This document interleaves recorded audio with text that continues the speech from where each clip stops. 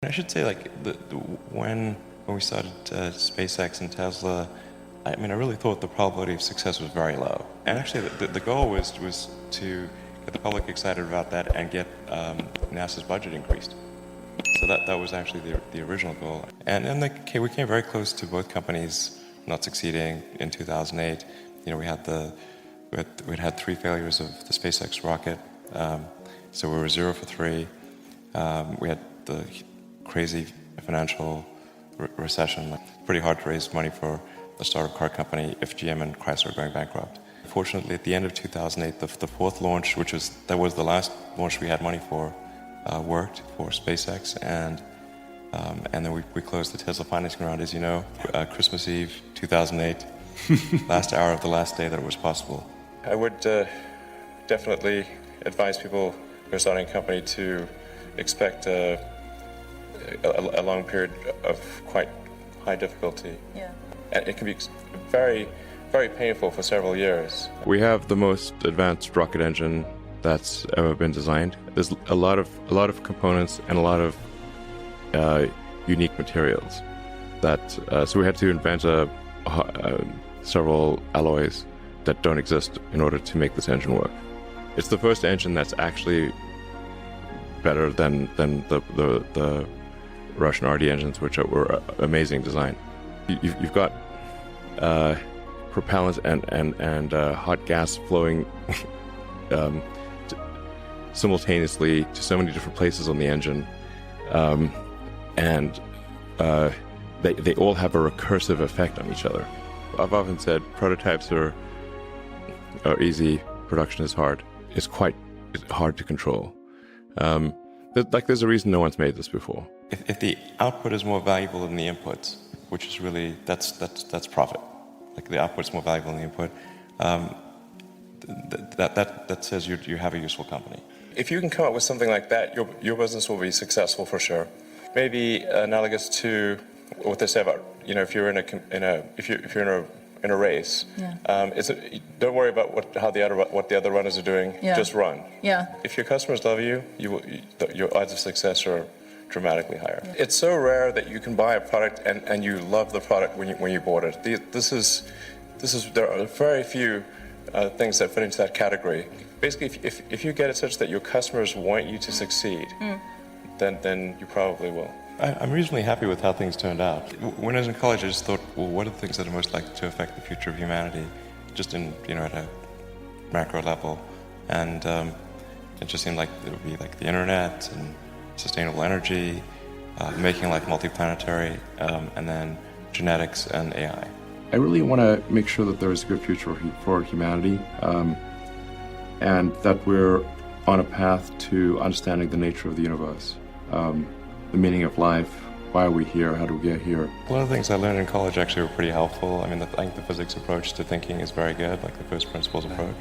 First principles analysis, I think, is something that can be applied to really any walk of life, anything really. It's really just saying, let's boil something down to the most fundamental principles, the things that we are most confident are true at a foundational level. Applying the first principles approach to thinking is, I think, a good way to figure out counterintuitive situations.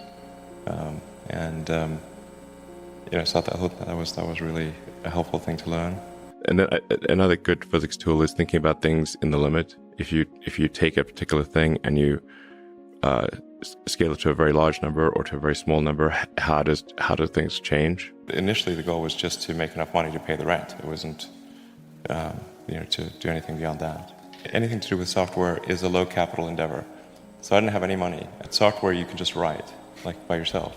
And you don't need a lot of atoms. Like, you don't need a lot of tooling and equipment, and so it's not capital intensive. So the ability to start a company, if it's software related, and it's the first company, is much, much easier.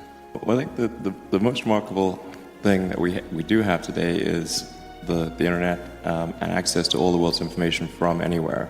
So that's having a supercomputer in your pocket is, I think, something people wouldn't have predicted, in Back to the Future. Yeah. So that's the biggest thing. What I did initially was, well, you go back to like college times. I was working on energy storage technologies for electric vehicles, and then the internet was kind of happening. It was clear like the internet was happening like back in like 94, 95, and I wasn't sure if what I worked on in the PhD would actually be useful. It could be academically useful, but not practically useful. I think it could result in a PhD and adding some leaf to the tree of knowledge, but then discovering that, well, it's not really gonna matter. I wasn't sure. I mean, so it was like I was uncertain as to whether success was one of the possible outcomes. Like I thought maybe it was, but I wasn't sure. And then I thought, well, if I watch the internet get built while I'm doing this, that would be really frustrating. I thought probably I'd get back to it, and did end up doing that. The internet was happening, like really taking off.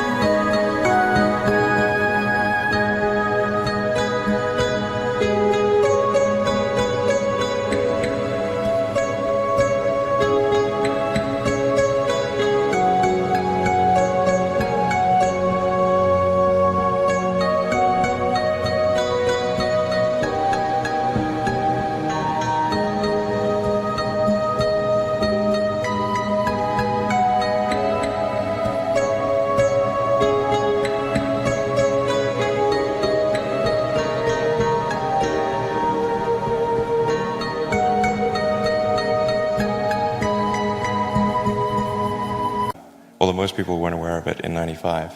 And so I figured, like, electric vehicle technology, energy storage technology, there'll be some sort of natural progression in that, and I could come back to it later.